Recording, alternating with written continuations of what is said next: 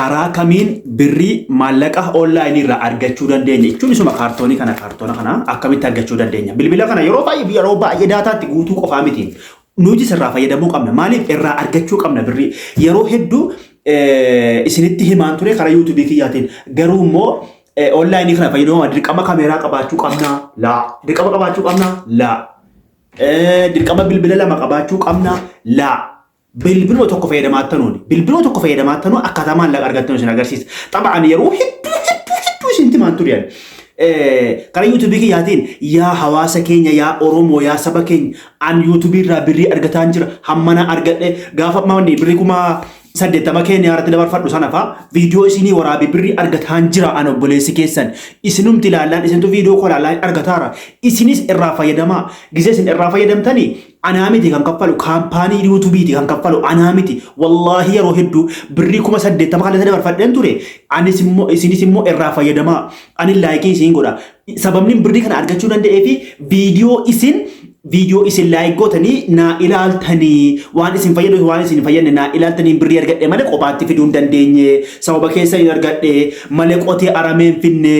isinis immoo irraa argadhaa adaraa jedhee yeroo hedduu yuutuubii irratti waraabaan turre yeroo hedduu isinitti maan turre namni mee yeroo sana na hubatta koomentii naa barreessaa namni yeroo sana na dhageessan wallaahi al'aadiin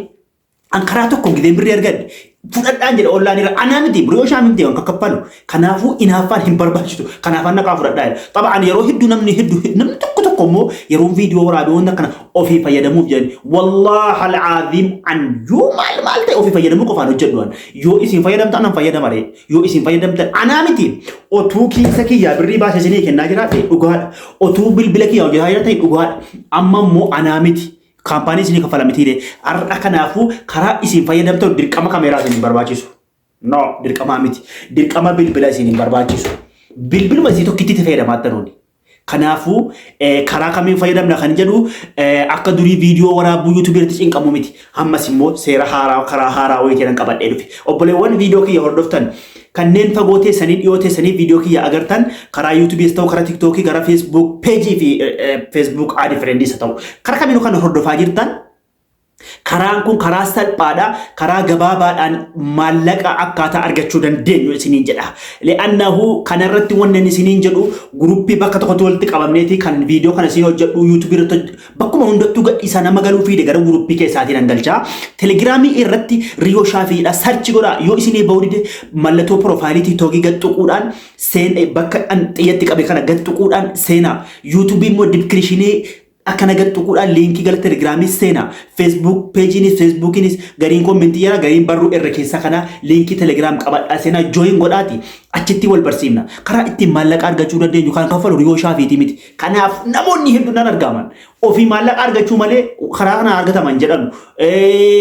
wanna takka hin himanu miti hin himanu wallaahi al'aadiim ani immoo karaan birrii argadhe isin tan agarsiisa anaa miti akka fanna raachitu dammoo tokko raachitu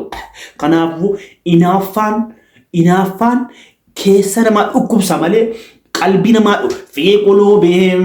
maradun fazaadahum Allahu maradaa warra qalbii dhukkubsatan dhukkuma dabalan warra qalbii dhukkubsatan ilma dhukkubsatan malee kan qalbii qulqulluu oolma deema isiniin jecha salaamullahi alaykum wa rahmatullahi wa barakaatu subscribe